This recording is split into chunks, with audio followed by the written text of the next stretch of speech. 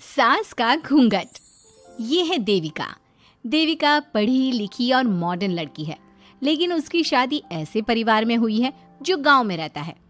भले ही ये 21वीं सदी है, लेकिन देविका की ससुराल वालों की सोच वो तो 18वीं सदी से आगे बढ़ी ही नहीं। आइए जानते हैं क्या होगा जब शहर की पढ़ी लिखी और मॉडर्न लड़की फंस जाएगी संकीर्ण मानसिकता वाले माहौल में। सागर, ये तुम्हारे गांव में सबने इतने लंबे लंबे घूंघट क्यों कर रखे हैं? और ये सब मुझे इतना घूर घूर कर क्यों देख रहे हैं? अरे यार, तुम भी घूंघट कर लो ना, इसीलिए तो देख रहे हैं सब तुम्हें। कम ऑन सागर, मैं घूंघट नहीं कर सकती। तुम्हें पता है ना मैं कौन हूँ। लेकिन देविका, मेरे पिताजी, चाचा जी, बड़े भैया और जीजा जी ने तुम्हें बिना घूंघट के देख लिया ना तो बहुत गुस्सा होंगे और न जाने कौन कौन से फरमान सुनाएंगे। घर चलो, देखा जाएगा जो होगा। सागर देविका से कई बार कहता है कि वो घूंघट कर ले, लेकिन देविका सागर की नहीं सुनती और अपने ससुराल के दरवाजे पर पहुंच जाती है। जब देविका वहां पहुंचती है तो देखती है कि उसकी सास बिमला, चाची सास कम्मो और जेठानी सुजाता ने लंबा सा घूंघट कर रखा था, पर उनकी ननद वीना ने घूंघट नहीं किया हुआ था। लेकिन हाँ, उसने सर पर सलीकी के साथ दुपट्टा जरूर ओढ़ा हुआ था। सागर अपनी पत्नी को सबसे मिलवा रहा होता है, तभी सागर के पिता जोगिंदर बोलते हैं, सागर, तूने बहू को इस घर के तौर तरीके नहीं समझा। हमारे घर की औरतें बिना घूंघट के किसी पर आए मर्द के सामने नहीं आती और तू इसे ऐसे ही ले आया। पिताजी, मैं समझा दूंगा। वो नई नई शहर से आई है ना, इसलिए उसे पता नहीं है। सागर की बात सुनकर उसके चाचा जी महेंद्र बोलते हैं, ये बात तो तुझे गांव में कदम रखते ही अपनी बीवी को समझानी चाहिए थी। हमारा गांव में बहुत नाम है। तेरी बीवी ऐसे गांव भर में घूमेगी तो क्या इज्जत रह जाएगी हमारी।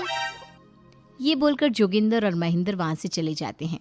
शाम को घर की सारी औरतें खाने की तैयारी करती है। खाना तैयार हो जाता है, लेकिन घर की कोई भी औरत खाना नहीं खाती। बहुत रात हो जाती है, तब देविका कहती है, सासू माँ, खाना बने हुए तो देर हो गई, रात भी बहुत हो गई है, हम लोग खाना क्यों नहीं खा रहे हैं? अरे बहू, ये क्या बोल रही हो? हमारे यहाँ घर की औरतें तब तक खाना नहीं खाती जब तक घर के मर्द खाना ना खा ले। लेकिन इतनी देर हो गई, आप सबको भूख नहीं लग रही क्या? तभी देविका की जेठानी सुजाता कहती है, लग तो रही है, लेकिन यहाँ की यही रीत है, ये निभानी तो पड़ेगी ना। भाभी जी, ये रीत नहीं है, औरतों को प्रताड़ित करने का एक तरीका है। अगर इस घर के आदमी पूरी रात नहीं आए तो अब पूरी रात खाना नहीं खाओगी क्या? देविका ये बोलकर सीधा सागर के पास जाती है। सागर उसे समझाता है, देविका, यहाँ ऐसा ही होता है, तुम थोड़ा सब्र कर लो, पिताजी और चाचा जी आते ही होंगे, फिर हम सब खाना खाएंगे। सागर देविका को समझा ही रहा था, तभी देविका की ननद वीना आकर कहती है, सागर, खाना खाने आ जाओ, पिताजी और चाचा जी आ गए हैं। चलो देविका, तुम्हारा इंतजार खत्म हुआ। सागर खाने के लिए बैठ जाता है। जब सब खाना खाने बैठते हैं तो देविका भी बैठ जाती है। सागर धीरे से उसे कहता है, अरे देविका, ये क्या कर रही हो? तुम इस तरह हमारे साथ खाना नहीं खा सकती।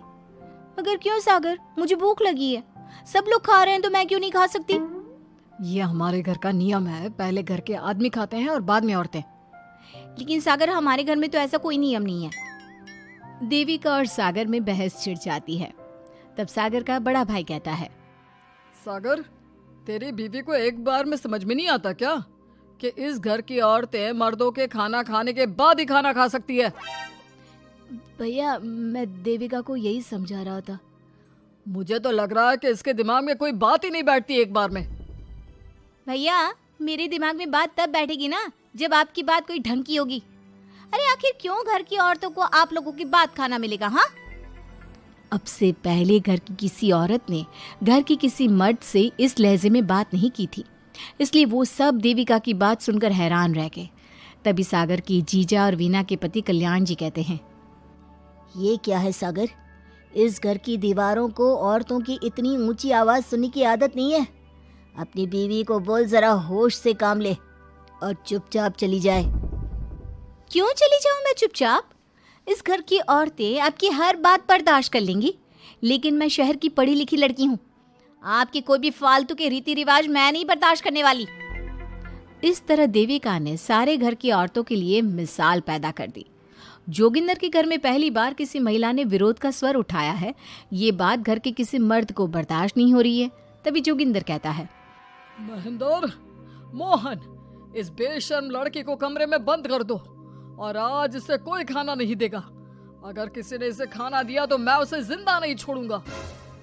महेंद्र और मोहन उसे कमरे में बंद कर देते हैं और उसे खाना भी नहीं देते। रात के 3 बज जाते हैं। भूख की वजह से देविका को नींद भी नहीं आती। तभी उसे कुछ महसूस होता है। ऐसा लग रहा है कोई दरवाज़ा खोल रहा है, लेकिन इतनी रात को कौन हो सकता है? कहीं सागर तो नहीं? देविका उम्मीद भरी नजरों से दरवाजे की तरफ देखती है, लेकिन दरवाजा खोलने वाला सागर नहीं बल्कि विमला और कम्मो है। माँ जी, चाची जी, आप दोनों? बहू, ये ले, हम तेरे लिए खाना लाए हैं, खा ले। और ये बात ना तो किसी को बताना मत कि हमने तुझे खाना दिया है, नहीं तो हमारे मर्द मार मार कर हमारा बुरा हाल कर देंगे। माँ जी, आप यहाँ इतना घुट घुट कर क्यों रहती हो? देविका, अब तू भी इस घर की बहू है, तू भी हमारी तरह रहना सीख ले। इस घर के कायदे कानून अपना ले। इस घर के मर्द तो कभी बदलने वाले हैं नहीं बहू, तो तू ही बदल ले अपने आप को। माँ जी, बदलाव अच्छे के लिए हो तो हमें बदलना चाहिए, बेकार और बेतुकी बातों का तो विरोध करना चाहिए। दोनों ने देविका को समझाने की कोशिश की, लेकिन देविका ने उल्टा उन्हें ही समझा दिया। इसी तरह एक दिन देविका किसी बात पर जोर जोर से हंस रही थी। तभी देविका की सास विमला ने उसे टोकते हुए कहा, अरे बहू, तू इतनी जोर जोर से क्यों हंस रही है? हमारे घर की औरत इतनी जोर जोर से नहीं हंसती। विमला अपनी बहू को समझा रही थी कि तभी महेंद्र बोलता है, अरे कम्मो, कौन है ये औरत जो बेशर्मों की तरह जोर जोर से हंस रही है? तभी कम्मो और देविका बाहर आ जाती हैं। जी वो मैं हंस रही थी चाचा जी, अब आप लोग हंसने पर भी पाबंदी लगाओगे क्या? तुम जैसी बदतमीज लड़कियों से मैं बात नहीं करना चाहता, लेकिन कान खोलकर सुन लो, इस घर की औरतें इतना जोर जोर से नहीं हंसती। और हाँ, तुम्हें पहले ही बता चुके हैं कि इस घर की दीवारों को औरतों की तेज आवाज सुनने की आदत नहीं है। इस घर की दीवारों को आदमियों की ऊंची आवाज सुनने की आदत है, लेकिन औरतों की नहीं। चाचा जी, आपके घर की दीवारें तो बहुत दोगली है। हर पाबंदी औरतों के लिए क्यों चाचा जी? औरतें ये नहीं कर सकती, औरतें वो नहीं कर सकती, औरतें सांस ले सकती है या उस पर भी पाबंदी है? चुप हो जाना बहू, मत बोल और घूंघट कर ले, ये तेरे चाचा ससुर है, थोड़ा तो लिहाज कर। कम्मो के समझाने पर भी देविका चुप नहीं होती। वो महेंद्र से ऐसे ऐसे सवाल पूछती है जिनका जवाब उसके पास होता ही नहीं। महेंद्र गुस्से से सागर को आवाज़ देता है। महेंद्र की आवाज़ सुनकर घर के सभी आदमी बाहर आ जाते हैं। जी चाचा जी, आपने बुलाया? अपनी मुंह जोर बीवी को यहाँ से ले जाने तो कुछ अनर्थ हो जाएगा। क्या हुआ चाचा जी? तेरी बीवी जिस तरह से मुझसे बात कर रही है, छोटे बड़े की तमीज नहीं है इसे। कम से कम 7 दिन तक ये कमरे से बाहर नहीं निकलनी चाहिए।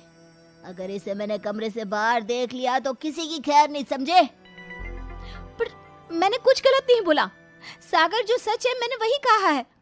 देविका, चलो मेरे साथ। लेकिन सागर, मेरी बात तो सुनो। सागर देविका को वहां से ले जाता है। इसी तरह से कई दिन बीत गए। अब देविका अपने ससुराल में हर गलत बात का विरोध करने लगी, लेकिन जितना ज्यादा वो विरोध करती, उसके ससुराल वाले उस पर उतना ही ज्यादा अत्याचार करते।